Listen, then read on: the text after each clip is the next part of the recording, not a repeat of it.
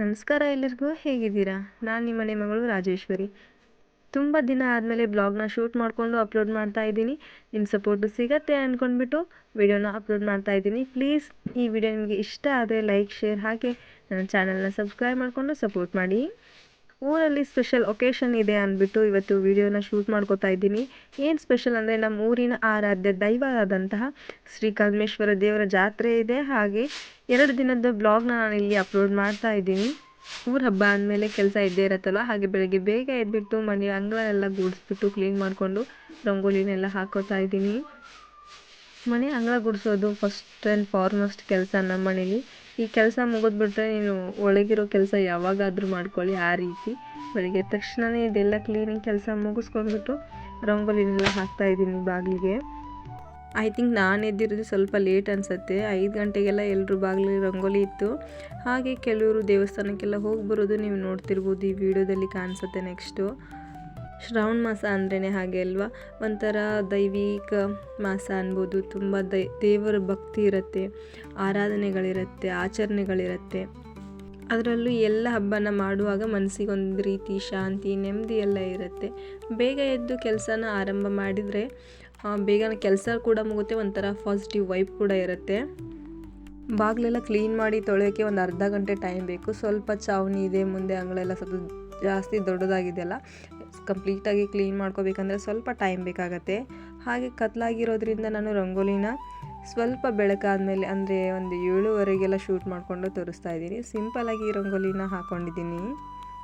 ನನಗೆ ರಂಗೋಲಿನೆಲ್ಲ ಅಷ್ಟೊಂದು ಚೆನ್ನಾಗಿ ಬಿಡ್ಸೋಕ್ಕೆ ಬರೋಲ್ಲ. ಸಿಂಪಲಾಗಿ ಬಂದಿದ್ದರಲ್ಲೇ ಒಂಚೂರು ಅಲ್ಟ್ರೇಷನ್ ಮಾಡಿಬಿಟ್ಟು ಹಾಕಿದ್ದೀನಿ. ಹೇಗಿದೆ ರಂಗೋಲಿ ಅಂತ ಕಮೆಂಟ್ ಮಾಡಿ.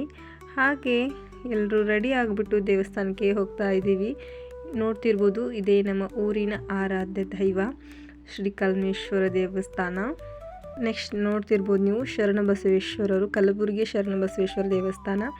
ಇಲ್ಲಿ ಈ ದೇವಸ್ಥಾನದಲ್ಲಿ ನವಗ್ರಹ ಇದೆ. ಅದನ್ನೆಲ್ಲ ಸುತ್ತಾಕೊಂಡು ನಮಸ್ಕಾರನೆಲ್ಲ ಮಾಡಿಕೊಂಡು ನಮ್ಮ ಊರಲ್ಲಿರೋ ಎಲ್ಲ ದೇವರ ದೇವಸ್ಥಾನ ಇವತ್ತು ನಾವು ಸುತ್ತೋದಿದೆ.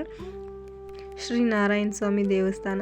ಯಾಕೆ ನಮ್ಮ ಊರಲ್ಲಿರೋ ಎಲ್ಲ ದೇವರ ದೇವಸ್ಥಾನ ನಾವು ಸುತ್ತಾಕ್ತಾ ಇದ್ದೀವಿ ಅಂದರೆ, ವರ್ಷಕ್ಕೆ ಒಂದು ಸರ್ತಿ ಅಂದರೆ ಈ ಜಾತ್ರೆಯಲ್ಲಿ ಎಲ್ಲ ದೇವಸ್ಥಾನಕ್ಕೆ ಹೋಗ್ಬಿಟ್ಟು ಎಣ್ಣೆ, ಬತ್ತೆ, ಊದ್ಕಡ್ಡಿ ಮತ್ತು ನಾವು ಮನೇಲಿ ಏನು ಮಾಡಿರ್ತೀವಿ ನೈವೇದ್ಯ, ಕೆಲವೊಂದು ಕಡೆ ಅಕ್ಕಿ ಅಷ್ಟೇ ತಗೋತಾರೆ. ಹಾಗೆ ಮತ್ತು ಕಾಯಿನೆಲ್ಲ ಒಡಿಸ್ಕೊಂಡು ಬರೋದು ಪದ್ಧತಿ ಇದೆ. ಅದೇ ರೀತಿ ನಾವು ನಮ್ಮ ಊರಲ್ಲಿರೋ ಎಲ್ಲ ದೇವಸ್ಥಾನಕ್ಕೂ ಹೋಗ್ಬಿಟ್ಟು ಈ ರೀತಿ ನೈವೇದ್ಯ ಕೊಟ್ಬಿಟ್ಟು ಕಾಯಿನೆಲ್ಲ ಒಡಿಸ್ಕೊಂಡು ಬರ್ತಾ ಇದ್ದೀವಿ. ನಮ್ಮೂರಿನ ಮತ್ತೊಬ್ಬ ಗ್ರಾಮ ದೇವತೆ ಶ್ರೀ ದುರ್ಗಮ್ಮ ಅಂದ್ಬಿಟ್ಟು ಉದ್ಭವ ಮೂರ್ತಿಗಳು ಇವರೆಲ್ಲ. ನಮ್ಮ ಮಮ್ಮಿ ಎಲ್ಲ ದೇವಸ್ಥಾನಕ್ಕೆಲ್ಲ ಬರೋಕ್ಕಾಗಲಿಲ್ಲ. ರೀಸನ್ ಅಂದರೆ ನನ್ನ ಮಕ್ಕಳನ್ನ ಕರ್ಕೋಬೇಕಿತ್ತು. ಸೊ ಅವರು ಬಂದಿದ್ದರು, 1-2 ದೇವಸ್ಥಾನಕ್ಕೆ ಬಂದು ವಾಪಸ್ಸು ಮಕ್ಕಳು ಕರ್ಕೊಂಡ್ಬಿಟ್ಟು ಮನೆಗೆ ಹೋದರು. ನಾನು ಮತ್ತು ನಮ್ಮ ಇಬ್ಬರು ಚಿಕ್ಕಮ್ಮಂದರು ಎಲ್ಲ ದೇವಸ್ಥಾನ ಮುಗಿಸ್ಬಿಟ್ಟು ಈವ್ನಿಂಗ್ ಮತ್ತೆ ಜಾತ್ರೆ ತೇರಿದೆ, ತೇರು ನೋಡ್ಲಿಕ್ಕೆ ಬಂದಿದ್ದೀವಿ. ನಾ ತೇರು ನೋಡೋಕ್ಕಿಂತ ಜಾಸ್ತಿ ಆ ಲೈಮನ್ನೇ ನೋಡ್ತಾ ಇದ್ದೆ. ಅಷ್ಟು ಮೇಲೆ ಹೋಗ್ಬಿಟ್ಟು ತಮ್ಮ ಜೀವಕ್ಕೆ ರಿಸ್ಕ್ ತೊಗೊಂಡು ಅಲ್ಲಿ ನೋಡ್ತಿರ್ಬೋದು ವಯರ್ ಯಾವ ರೀತಿ ಅದ್ರ ಹಿಡ್ಕೊಂಡು ನಿಂತಿದ್ದಾರೆ ಅಂತ. ಯಾರಾದರೂ ಬೈ ಮಿಸ್ಟೇಕ್ ಹೋಗ್ಬಿಟ್ಟು ಫೀಸ್ ಏನಾದರೂ ಹಾಕ್ಬಿಟ್ರೆ ಅವ್ರ ಜೀವಕ್ಕೆ ಯಾರು ಹೊಣೆ ಅಂತ, ಅಷ್ಟೊಂದು ರಿಸ್ಕಲ್ಲಿ ಅವ್ರು ಕೆಲಸ ಮಾಡ್ತಿದ್ದಾರಲ್ಲ, ಅವ್ರ ಕೆಲಸಕ್ಕೆ ದೊಡ್ಡದೊಂದು ಸಲ್ಯೂಟು. ತುಂಬ ಅಂದರೆ ತುಂಬ ಕಷ್ಟಪಟ್ಟು ಕೆಲಸ ಮಾಡ್ತಾರೆ ಅವರು. ಊರ ಹಬ್ಬ ಅಂದ್ರೇ ಒಂಥರ ಮೈ ಜುಮ್ ಅನ್ನತ್ತೆ. ಯಾವುದ್ಯಾವುದೋ ಊರಲ್ಲಿ ಹೋಗಿ ಕೆಲಸ ಮಾಡ್ತಿರ್ತಾರೆ. ಊರ ಬಂದ ತಕ್ಷಣವೇ ಎಲ್ಲರೂ ಒಂದು ಕಡೆ ಸೇರಿ ಹಬ್ಬನ ಸೆಲೆಬ್ರೇಷನ್ ಮಾಡೋದು. ತಂದೆ ತಾಯಿ ನೋಡೋಕ್ಕೆ ಬರೋಕ್ಕೆ ಟೈಮ್ ಇರಲ್ಲ, ಆದರೆ ಊರ ಹಬ್ಬ ಅಂದ ತಕ್ಷಣ ಏನೋ ಒಂದು ಬಿಡು ಮಾಡಿಕೊಂಡು ಎಲ್ಲರೂ ಬಂದು ಸೇರಿ ಸೆಲೆಬ್ರೇಷನ್ ಮಾಡ್ತಾರಲ್ಲ, ಅದೆಲ್ಲ ನೋಡೋಕ್ಕೆ ತುಂಬ ಖುಷಿ ಆಗುತ್ತೆ. ಜಾತ್ರೆಲಿ ನೋಡ್ತಿರ್ಬೋದು, ಕೆಲವರು ಆರೆಂಜ್ ಕಲರ್ ಟವಲೆಲ್ಲ ಹಾಕೊಂಡಿದ್ದಾರೆ, ಕೆಲವರು ಗ್ರೀನ್ ಕಲರ್ ಟವಲ್ ಹಾಕೊಂಡಿದ್ದಾರೆ.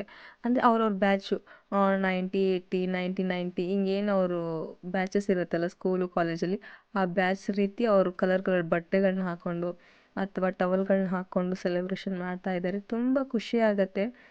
ಈ ರೀತಿ ಹಬ್ಬದಲ್ಲಿ ಯಾವುದೇ ಜಾತಿ ಮತ್ತು ಚಿಕ್ಕವರು ದೊಡ್ಡವರು ಯಾವುದೂ ಅಡ್ಡ ಬರೋದಿಲ್ಲ. ದೇವರ ಮೇಲೆ ಇರುವಂತಹ ಭಕ್ತಿ ಒಂದೇ ಇಲ್ಲಿ ಮುಖ್ಯ ಆಗುತ್ತೆ. ನೋಡ್ತಿರ್ಬೋದು ಎಲ್ಲರೂ ಯಾವ ರೀತಿ ಸಂತೋಷದಿಂದ ಸೆಲೆಬ್ರೇಷನ್ ಮಾಡ್ತಾ ಇದ್ದಾರೆ ಅಂದ್ಬಿಟ್ಟು. ತೇರು ಎಳೆಯೋದಾಗಿರ್ಬೋದು, ಒಬ್ರನ್ನೊಬ್ರು ತಳ್ಳಾಡೋದು, ಖುಷಿಯಿಂದ ಕಾಲು ಎಳೆಯೋದು, ಇದೆಲ್ಲ ಒಂದು ರೀತಿ ಜನ ಸೇರಿದಾಗ ಮನಸ್ಸುಗಳು ಕೂಡಿದಾಗ ಇಲ್ಲೊಂದೇನೋ ಆಚರಣೆ ಇದ್ದಾಗ ಮಾತ್ರ ಸಾಧ್ಯ ಆಗತ್ತೆ. ನಮ್ಮ ಹಿಂದೂ ಸಂಸ್ಕೃತಿ ಯಾವುದಕ್ಕೂ ಕೊರತೆ ಬರದೇ ಇರೋ ಹಾಗೆ ಮುಂಚೆನೇ ಹಿರಿಯರು ಎಲ್ಲ ಪಾಲನೆ ಮಾಡಬೇಕು ಅಂತ ಸುಮ್ಮನೆ ಹೇಳಿರೋದಿಲ್ಲ. ಯಾವುದನ್ನು ಯಾವ ಟೈಮಲ್ಲಿ ಏನು ಮಾಡಬೇಕು, ಹೇಗೆ ಮಾಡಬೇಕು ಪ್ರತಿಯೊಂದನ್ನು ತಿಳಿಸಿದ್ದಾರೆ. ಕೆಲವರು ಅದನ್ನು ನಂಬ್ತಾರೆ, ಇನ್ನು ಕೆಲವರು ಮೂಢನಂಬಿಕೆ ಅಂತಾರೆ, ಕೆಲವರು ಭಕ್ತಿಯಿಂದ ಆರಾಧನೆ ಮಾಡ್ತಾರೆ, ಪಾಲನೆ ಮಾಡ್ತಾರೆ. ಪ್ರತಿಯೊಂದು ಅವರವರ ಇಚ್ಛೆ ಅನುಸಾರ. ದೃಷ್ಟಿಯಂತೆ ಸೃಷ್ಟಿ ಅಂತ ಒಂದು ಕಡೆ ಕೇಳಿದ್ದೆ, ಆ ರೀತಿ ಇರುತ್ತೆ. ಹಾಗೆ next day back to routine ಅಂತ ಎಲ್ಲ ಸೆಲೆಬ್ರೇಷನ್ ಆದಮೇಲೆ ಮಕ್ಕಳನ್ನ ಸ್ಕೂಲಿಗೆ ಕಳಿಸ್ಬೇಕು. ಒಂದು ವಾರದಿಂದ ಮನೇಲೇ ಇದ್ದರು ಮಳೆ ಕಾರಣದಿಂದ. ಇವತ್ತು ಸಿಂಪಲ್ಲಾಗಿ ಪುಳಿಯೋಗರೆ ಹಾಗೆ ಒಂದು 2 ಕುಕ್ಕೀಸ್ನ ಇಟ್ಬಿಟ್ಟು ಸ್ಕೂಲಿಗೆ ಕಳಿಸ್ತಾ ಇದ್ದೀನಿ. ಒಂದು ಮನೆ ಎಲ್ಲ ಫುಲ್ಲು ಕ್ಲೀನ್ ಮಾಡಬೇಕು ವಾಪಸ್ ಬಂದಾದಮೇಲೆ. ಮಳೆ ಕಾರಣದಿಂದ ಬಟ್ಟೆ ಎಲ್ಲ ಒಣಗೇ ಇಲ್ಲ. ತುಂಬ ಬಟ್ಟೆಗಳೆಲ್ಲ ಹಾಗೆ ಸ್ಟಾಕ್ ಇಟ್ಟಿದ್ದೀನಿ. ಸ್ವಲ್ಪ ಬಿಸಿಲು ನೋಡ್ತಾ ಇದ್ದಂಗೆ ಅವನ್ನೆಲ್ಲ ವಾಶ್ ಮಾಡಿ ಹಾಕಬೇಕು. ನಮ್ಮ ಮನೆ ಮಹಾರಾಜ್ ಹೋಗ್ತಾ ಇದ್ದಾರೆ. ಸ್ವಲ್ಪ ನೆಗಡಿ ಆಗಿದೆ, ಅದಕ್ಕೋಸ್ಕರ ಅವ್ನಿಗೆ ಕ್ಯಾಪ್ ಹಾಕ್ಬಿಟ್ಟು ಇವತ್ತು ಸ್ಕೂಲಿಗೆ ಕಳಿಸ್ತಾ ಇದ್ದೀನಿ. ಒಂದೊಂದು ಥರ ಚಾಪ್ಟರ್ ಆದರೆ ಇಲ್ಲಿ ನೋಡ್ತಿರ್ಬೋದು. ನಮ್ಮ ಮನೆ ತರಲೆ ದಬ್ರಿನೆಲ್ಲ ತಲೆ ಮೇಲೆ ಹಾಕ್ಕೊಂಡ್ಬಿಟ್ಟು ಪೋಸ್ ಕೊಡ್ತಾವಳೆ ಫೋಟೋಗೆ. ಅವಳಿಗೂ ಕೂಡ ಗೌರ್ಮೆಂಟಿಂದ ಬೇಬಿ ಸಿಟ್ಟಿಂಗು ಸ್ಟಾರ್ಟ್ ಆಗಿದೆ ನಮ್ಮೂರಲ್ಲಿ. ಅಂದರೆ ಕೂಸಿನ ಮನೆ ಅಂತ ಕೇಳಿರ್ಬೋದು ನೀವೆಲ್ಲಾದರೂ. ಆ ರೀತಿ ಸ್ಟಾರ್ಟ್ ಆಗಿದೆ. ಅವರೇ ಮನೆಗೆ ಬಂದುಬಿಟ್ಟು ಕರ್ಕೊಂಡು ಹೋಗ್ತಾರೆ. ಅವಳಿಗೂ ಪುಟ್ಟದಾಗಿ ಒಂದು ಲಂಚ್ ಬ್ಯಾಗ್ ಪ್ಯಾಕ್ ಮಾಡಿಕೊಟ್ಟೆ. ಅವ್ರಿಗೆ ಬರೀ ಸ್ನ್ಯಾಕ್ಸ್ ಮಾತ್ರ ಹಾಕ್ಕೊಡ್ತಾ ಇದ್ದೀನಿ. ರೆಡಿ ಆಗಿಬಿಟ್ಟು ನಿಂತವಳೆ. ಅವ್ರು ಬರ್ತಾ ಇದ್ದಾರೆ, ಅದಕ್ಕೋಸ್ಕರ ಆ ಕಡೆ ಈ ಕಡೆ ನೋಡ್ತಾರೆ ಎಲ್ಲಿದ್ದಾರೆ ಅಂತ. 11 ಗಂಟೆ ಅಷ್ಟರಲ್ಲಿ ಇಬ್ಬರು ಸ್ಕೂಲಿಗೆ ಹೋಗಿರ್ತಾರೆ. ಅವ್ರು ಹೋದ್ಮೇಲೆ ನನ್ನ ಮನೆ ಎಲ್ಲ ಕ್ಲೀನ್ ಮಾಡ್ಕೊಳ್ಳೋದು, ನನ್ನ ಮುಂದಿನ ಕೆಲಸನ ಮಾಡ್ಕೊಳ್ಳೋದು. ಹಾಗೆ ಒಂದು 12ರಿಂದ 12:30 ಆಯಿತು. ಎಲ್ಲ ಕೆಲಸ ಮುಗಿಸ್ಬಿಟ್ಟು ಮನೆಯೆಲ್ಲ ಕ್ಲೀನ್ ಮಾಡಿ ಸ್ವಲ್ಪ ಸೀರೆಗೆಲ್ಲ ಫಾಲ್ ಹಾಕೋದಿತ್ತು. ಫಾಲು ನಾನು ನಾರ್ಮಲ್ಲಿ ಸ್ಟಿಚಿಂಗ್ ಮಿಷನಲ್ಲಿ ಹಾಕ್ತಾಯಿದ್ದೀನಿ, ಯಾವುದೇ ಪಿಕೋ ಮಿಷನಲ್ಲಿ ಹಾಕಲ್ಲ. ಪಿಕೋ ಮಿಷನ್ ಇದ್ದವರು ಪಿಕೋ ಮಿಷನಲ್ಲಿ ಹಾಕೋಬೋದು. ನನ್ನ ಹತ್ರ ನಾರ್ಮಲ್ಲು ಸ್ಟಿಚಿಂಗ್ ಮಿಷನ್ ಇದೆ, ಅದರಲ್ಲೇ ನಾನು ಫಾಲ್ನ ಹಾಕ್ಬಿಟ್ಟು ಮೇಲ್ಗಡೆ ಕೈ ಹೊಲಿಗೆ ಹಾಕೋತೀನಿ. ನಮ್ಮ ಚಿಕ್ಕಮ್ಮಂದ್ರು ಒಂದು 2-3 ಸೀರೆ ಇಟ್ಟಿದ್ರು. ಅವ್ರ ಸೀರೆಗೆಲ್ಲ ಫಾಲ್ ಹಾಕ್ಬಿಟ್ಟು ಇದಿಷ್ಟೆಲ್ಲ ಕೆಲಸ ಮುಗಿಸೋ ಅಷ್ಟರಲ್ಲಿ ನನ್ನ ಮಗಳು ಮತ್ತೆ ಬ್ಯಾಕ್ ಟು ಹೋಮ್ ಅನ್ನೋದು ರೀತಿ ಬಂದುಬಿಡ್ತಾಳೆ. ಒಂದು 2ರಿಂದ 3 ಗಂಟೆ ಅಷ್ಟೊತ್ತು ಅವರಲ್ಲಿ ಇಟ್ಕೋತಾರೆ. ಏನಾದರೂ ಸ್ವಲ್ಪ ಸ್ನ್ಯಾಕ್ಸ್ ಕೊಟ್ಟಿರ್ತಾರಂತೆ, ಅಂದರೆ ಹಾಲು ಅಥವಾ ಏನಾದರೂ ಸ್ವೀಟು ಈಗ ಕೊಟ್ಟಿರ್ತಾರಂತೆ. ಬಟ್ ಇವಳು ತಿನ್ನೋದು ತುಂಬ ಕಡಿಮೆ. ಬಂದ ತಕ್ಷಣ ಅವಳಿಗೆ ಊಟನೆಲ್ಲ ಮಾಡಿಸ್ಬೇಕು. 2 ಗಂಟೆಯಿಂದ 2:30 ಗಂಟೆವರೆಗೂ ನಾನು ಬಿಟ್ಟು ಹೋಗಿರ್ತಾಳಲ್ವ, ಬಂದ ತಕ್ಷಣ ಅವಳನ್ನ ನಾನು ಎತ್ಕೊಂಡು ಕೂತ್ಕೊಂಡ್ಬಿಡ್ಬೇಕು. ಇಲ್ಲಾಂದರೆ ನನಗೆ ಯಾವ ಕೆಲಸನೂ ಮಾಡೋಕ್ಕೆ ಬಿಡಲ್ಲ. ಎಷ್ಟಾಗುತ್ತೋ ಅಷ್ಟು ಅವಳು ಬರೋ ಒಳಗೆ ಕೆಲಸನೆಲ್ಲ ಮುಗಿಸ್ಕೊಂಡು ಬಿಡಬೇಕು ನಾನು. ಫಾಲ್ 2 ಸೈಡು ಎಡ್ಜಸ್ ಎಲ್ಲ ಹೊಲ್ಕೊಂಡ್ಬಿಟ್ಟು 1ರಿಂದ 1:30 ಸೀರೆನ ಬಿಟ್ಕೋಬೇಕು. ಸ್ಟಾರ್ಟಿಂಗಿಂದ ಬಿಟ್ಕೊಂಡು ಆಮೇಲೆ ಫಾಲ್ ಹಾಕಿದರೆ ನೀಟಾಗಿ ಬರುತ್ತೆ.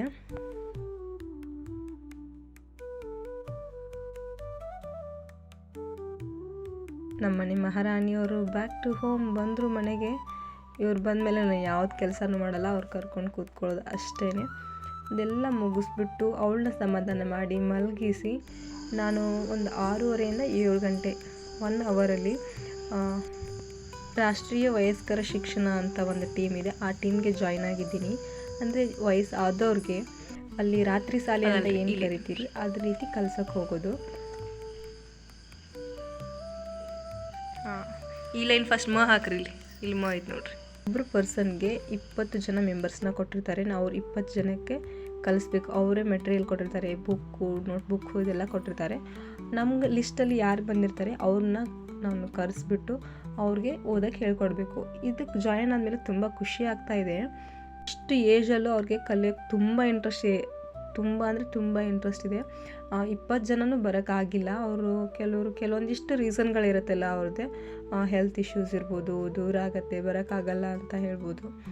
ಆದರೂ ಇವ್ರು 4 ಜನ ಕಂಪಲ್ಸರಿ ಆಗಿ ಬರ್ತಾಯಿದ್ದಾರೆ. ಒಂದು ದಿನವೂ ಕೂಡ ಮಿಸ್ ಮಾಡಿಲ್ಲ. ಫಸ್ಟಲ್ಲಿ ಕೂತ್ಕೊಂಡಿದ್ದಾರಲ್ಲ ಅಮ್ಮ, ಅವ್ರಿಗೆ ಮಾತ್ರ ತುಂಬ ಇಂಟ್ರೆಸ್ಟ್ ಇದೆ. ಇದನ್ನು ಹೇಳ್ಕೊಡಿ, ಇದನ್ನು ಬರಿಲ್ಲ, ಅದನ್ನು ಬರಿಲ್ಲ ಅಂದ್ಬಿಟ್ಟು ಅಷ್ಟೊಂದು ಇಂಟ್ರೆಸ್ಟ್ ತೋರಿಸೋದು ನೋಡಿಬಿಟ್ಟು ತುಂಬಾ ಖುಷಿ ಆಗುತ್ತೆ. ಇಷ್ಟು ಏಜ್ ಆದಮೇಲೆ ಅವ್ರು ಕಲಿಬೇಕು ಅನ್ನೋ ಒಂದು ಇಂಟ್ರೆಸ್ಟ್ ಇದೆಯಲ್ಲ, ಆ ಇಂಟ್ರೆಸ್ಟ್ ನೋಡಿ ನಂಗೆ ತುಂಬಾ ಖುಷಿ ಆಯಿತು. ಹಾಗೆ ಇದು ರೆಗ್ಯುಲರಾಗಿ ನಡೀತಾ ಇರುತ್ತೆ. ಅವ್ರಿಗೆ ಬುಕ್ಕಲ್ಲಿ ಏನಿರುತ್ತೆ ಅದನ್ನೆಲ್ಲ ನಾನು ಎಷ್ಟಾಗುತ್ತೋ ಅಷ್ಟರ ಮಟ್ಟಿಗೆ ಅವ್ರು ಎಷ್ಟು ತಿಳ್ಕೊಳ್ಳೋಕೆ ಸಾಧ್ಯವೋ, ಅವರೆಷ್ಟು ಬರೆಯೋಕ್ಕೆ ಸಾಧ್ಯವೋ ಅಷ್ಟರ ಮಟ್ಟಿಗೆ ಅವ್ರಿಗೆ ಕಲ್ಸೋಕ್ಕೆ ಟ್ರೈ ಮಾಡ್ತೀನಿ. ಆಲ್ಮೋಸ್ಟ್ ಈ 4 ಜನನೂ ತಮ್ಮ ಹೆಸರು ಮತ್ತು ಸೈನ್ ಎಲ್ಲ ಮಾಡ್ತಾರೆ. ಕೆಲವೊಂದಿಷ್ಟು ಸಿಂಬಲ್ಸ್ ತೀಡೋದಿರುತ್ತೆ, ಅಕ್ಷರಗಳು ಓದೋದಿರುತ್ತೆ, ಬುಕ್ಕಲ್ಲಿ ಕಾಪಿ ರೈಟ್ ಬರೆಯೋದಿರುತ್ತೆ, ಅದನ್ನೆಲ್ಲನೂ ಮಾಡ್ತಾರೆ. ಕ್ಲಾಸ್ಗೆ ಅಂತ 1 ಅವರ್ ನಾನು ಟೈಮ್ ಇಟ್ಟಿದ್ದೀನಿ. ಆ 1 ಅವರೆಲ್ಲ ಮುಗಿಸ್ಬಿಟ್ಟು ಮನೆಗೆ ಬಂದುಬಿಟ್ಟು ಡಿನ್ನರ್ ಎಲ್ಲ ಪ್ರಿಪೇರ್ ಮಾಡಬೇಕು. ಏನು ಕ್ಲಾಸಿಗೆ ಬಂದಿರ್ತಾರಲ್ಲ ಅವರು ಕೂಡ ಮನೆಗೆ ಹೋಗ್ಬಿಟ್ಟು ಅಡುಗೆ ಎಲ್ಲ ಮಾಡಬೇಕಂತೆ. ಅದಕ್ಕೆ ಸ್ವಲ್ಪ 6:30ಇಂದ 7:30 ಅಂದರೆ ಅವ್ರಿಗೆ ಟೈಮ್ ಕರೆಕ್ಟ್ ಆಗುತ್ತೆ. ಮನೆಗೆ ಹೋಗ್ಬಿಟ್ಟು ಆರಾಮಾಗಿ ಅವ್ರು ಅಡುಗೆ ಮಾಡ್ಕೊಬೋದು. ನಾನಿಲ್ಲಿ ಇವತ್ತು ಚಪಾತಿ ಹಾಗೆ ತೊಗರಿಬೇಳೆನ ಸೇರಿಸ್ಬಿಟ್ಟು ಹೀರೆಕಾಯಿ ಪಲ್ಯನ ಮಾಡ್ಕೊತಾ ಇದ್ದೀನಿ. ತುಂಬ ಅಂದರೆ ತುಂಬ ಟೇಸ್ಟಿಯಾಗಿರುತ್ತೆ, ಸಖತ್ತಾಗಿರುತ್ತೆ. ತೊಗರಿಬೇಳೆ ನೋಡ್ತಿರ್ಬೋದು, ಅದಕ್ಕೆ ಸಿಪ್ಪೆ ಎಲ್ಲ ಇದೆ. ಇದು ಮನೇಲೇ ಅಂದರೆ ನಮ್ಮ ಹೊಲದಲ್ಲೇ ಬೆಳೆದಿರುವಂಥ ತೊಗರಿ. ಅದನ್ನು ನೀರಲ್ಲಿ ನೆನೆಸಿ ಒಣಗಿಸಿ ಬೇಳೆ ಎಲ್ಲ ಮಾಡ್ಕೊಂಡಿರೋದು. ಹಾಗೆ ಹೀರೆಕಾಯಿ ಕೂಡ ನಮ್ಮ ಹಿತ್ತಲಲ್ಲೇ ಬೆಳೆದಿರೋದು. ನಾನು ಹಿಂದಿನ ಬ್ಲಾಗಲ್ಲಿ ತೋರಿಸ್ತೀನಿ ಯಾವ ರೀತಿ ಗೋಡೆಗೆಲ್ಲ ಬಳ್ಳಿ ಹಬ್ಕೊಂಡಿದೆ ಅಂದ್ಬಿಟ್ಟು. ಇಷ್ಟು ದೊಡ್ಡ ನನ್ನ ಕೈಗಿಂತ ಉದ್ದ ಅಂದರೆ 1 ಮೊಳದಷ್ಟು ಬೆಳೆದಿದೆ. ತುಂಬ ಖುಷಿ ಆಯಿತು. ಯಾವುದೇ ಗೊಬ್ಬರ ಕೀಟನಾಶಕ ಏನನ್ನೂ ಬಳಸ್ತಿದೆ, ನಾರ್ಮಲ್ ಮಣ್ಣಲ್ಲೇ ನಮ್ಮ ಹಿತ್ತಲಲ್ಲೇ ಬೆಳ್ಕೊಂಡಿರೋದು. ತುಂಬ ಖುಷಿ ಆಗುತ್ತೆ ಈ ರೀತಿ ಬೆಳ್ಕೊಂಡ್ಬಿಟ್ಟು ನಾವೇ ಕಟ್ ಮಾಡಿ ನಾವೇ ಅಡುಗೆ ಮಾಡ್ಕೊಂಡು ತಿನ್ನೋದು. ನನಗಂತೂ ತುಂಬ ಇಷ್ಟ. ಹೊಲದಲ್ಲೂ ಸ್ವಲ್ಪ ಹಾಕಿದ್ದೀವಿ, ಸ್ವಲ್ಪ ಅದು ಬರೋದು ತುಂಬ ಲೇಟ್ ಆಗುತ್ತೆ. ಅದ್ಬಿಟ್ಟು ಹಿತ್ತಲಲ್ಲೇ 1 ತಿಂಗಳಲ್ಲೇ ಇದೆಲ್ಲ ಆಗಿಬಿಡುತ್ತೆ ಹೀರೆಕಾಯಿ. ಆ ರೀತಿ ಬೀಜ ಎಲ್ಲ ಮಾರ್ಕೆಟಲ್ಲಿ ಸಿಗುತ್ತೆ. ಬೇಕಂದರೆ ತೊಗೊಂಡು ನೀವು ಟೆರೆಸ್ ಗಾರ್ಡನ್ನು ಅಥವಾ ನಿಮ್ಮ ಹಿತ್ತಲಲ್ಲಿ ಏನಾದರೂ ಜಾಗ ಇದ್ಬಿಟ್ರೆ ಹಾಕ್ಕೊಳ್ಳಿ. ಯಾವಾಗಲೂ ಮಾರ್ಕೆಟಿಂದ ತಂದು ತಿನ್ನೋದು ಇದೇ ಇರುತ್ತೆ. ಟೈಮ್ ಸಿಕ್ಕಾಗ ಅಥವಾ ನಮ್ಮ ಮನೆ ಹತ್ತಿರ ಸುತ್ತಮುತ್ತಲು ಜಾಗ ಇದ್ದಾಗ ಈ ರೀತಿ ಬೆಳ್ಕೊಳ್ಳೋದು ತುಂಬ ಒಳ್ಳೆಯದು ಆರೋಗ್ಯಕ್ಕೆ. ನೀವು ಈ ರೀತಿ ಮಾಡೋದ್ರಿಂದ ಮುಂದೆ ನಿಮ್ಮ ಮಕ್ಳಿಗೂ ಕೂಡ ಈ ರೂಢಿ ಕಂಟಿನ್ಯೂ ಆಗುತ್ತೆ. ಅವರು ಕೂಡ ಇಂಟ್ರೆಸ್ಟಿಂದ ಗಾರ್ಡನಿಂಗ್ ಎಲ್ಲ ಮಾಡ್ಕೋಬೋದು. ನಾರ್ಮಲಾಗಿ ಜೀರಿಗೆ ಸಾಸಿವೆ ಹಾಕ್ಕೊಂಡ್ಬಿಟ್ಟು ಒಗ್ಗರಣೆ ಕೊಟ್ಟು ಈರುಳ್ಳಿ ಹಾಗೆ ಟೊಮೆಟೊನ ಹಾಕ್ಕೊಂಡು ಚೆನ್ನಾಗಿ ಫ್ರೈ ಮಾಡ್ಕೊತಾ ಇದ್ದೀನಿ. ಸ್ವಲ್ಪ ಹಸಿ ಖಾರ, ಹಾಗೆ ಜಾತ್ರೆಯಲ್ಲಿ ಕಾಯಿ ಒಡಿಸಿದ್ದು ಕೊಬ್ಬರಿ ಜಾಸ್ತಿ ಇತ್ತಲ್ಲ, ಸ್ವಲ್ಪ ಕೊಬ್ಬರಿನ ಪೇಸ್ಟ್ ಮಾಡ್ಕೊಂಡು ಇಲ್ಲಿ ಸೇರಿಸ್ಕೊತಾ ಇದ್ದೀನಿ. ಇದಾದಮೇಲೆ ನಾವು ನೆನೆಸಿಟ್ಟಿರುವಂಥ ತೊಗರಿಬೇಳೆ ಇರ್ಬೋದು ಅಥವಾ ಕಟ್ ಮಾಡಿದಂತಹ ಹೀರೆಕಾಯಿದು ಎಲ್ಲನೂ ಸೇರಿಸ್ಬಿಟ್ಟು ಚೆನ್ನಾಗಿ ಒಂದು ಸರ್ತಿ ಮಿಕ್ಸ್ ಮಾಡ್ಕೋಬೇಕು. ನೀವು ಬೇಕಿದ್ದರೆ ಯಾವುದಾದ್ರೂ ಮಸಾಲಾನ ಯೂಸ್ ಮಾಡ್ಕೊಳ್ಳೋ ಆಗಿದ್ದರೆ ಮಾಡ್ಕೋಬೋದು. ನಾನು ಯಾವುದೇ ಮಸಾಲಾನ ಇಲ್ಲಿ ಯೂಸ್ ಮಾಡ್ಕೋತಾ ಇಲ್ಲ. ನಾರ್ಮಲಾಗಿ ಒಗ್ಗರಣೆ ಕೊಟ್ಕೊಂಡ್ಬಿಟ್ಟು ಉಪ್ಪು ಖಾರ ಹಾಗೆ ಕೊನೆಯಲ್ಲಿ ಸ್ವಲ್ಪ ಬೆಲ್ಲ ಸೇರಿಸ್ಕೊತಾ ಇದ್ದೀನಿ. ಬೆಲ್ಲ ಯಾಕಂದರೆ ಖಾರನ ಬ್ಯಾಲೆನ್ಸ್ ಮಾಡಲಿಕ್ಕೆ. ಮಕ್ಕಳು ಕೂಡ ಇದೇ ಫುಡ್ನ ತಿಂತಾರೆ, ಅವ್ರಿಗೆ ಬೇರೆ ಏನು ಸಪ್ರೇಟಾಗಿ ಮಾಡಿರಲ್ಲ. ಜಾಸ್ತಿ ಏನಾದರೂ ಖಾರ ಆದರೆ ಅವರು ತಿನ್ನಲ್ಲ. ಅದಕ್ಕೋಸ್ಕರ ನಾನು ಸ್ವಲ್ಪ ಯಾವುದೇ ಅಡುಗೆಗಾಗಿ ಬೆಲ್ಲನ ಸೇರಿಸ್ತೀನಿ, ಅಂದರೆ ಮಕ್ಕಳು ಕೂಡ ಆರಾಮಾಗಿ ತಿನ್ಬೋದು ಅಂತ ಅಷ್ಟೇ. ನಿಮಗೆ ಪಲ್ಯ ಯಾವ ಕನ್ಸಿಸ್ಟೆನ್ಸಿಲಿ ಬೇಕೋ ಅಷ್ಟು ನೀರು ಸೇರಿಸ್ಕೊಂಬಿಟ್ಟು ಚೆನ್ನಾಗಿ 1-2 ನಿಮಿಷ ಕುದಿಸ್ಕೊಂಡ್ಬಿಟ್ರೆ ಮುಗೀತು. ಸಖತ್ತಾಗಿ ಸಾಫ್ಟಾಗಿ ಪಲ್ಯ ರೆಡಿಯಾಗಿರುತ್ತೆ. ಹೀರೆಕಾಯಿ ಎಲ್ಲ ಬೆಂದ ಮೇಲೆ ಅದು ಹೀರೆಕಾಯಿ ಹಾಕಿದ್ದೀವಿ ಅಂತ ಕೂಡ ಗೊತ್ತಾಗಲ್ಲ, ಆ ರೀತಿ ಚೆನ್ನಾಗಿ ಮೆಲ್ಟ್ ಆಗಿರುತ್ತೆ.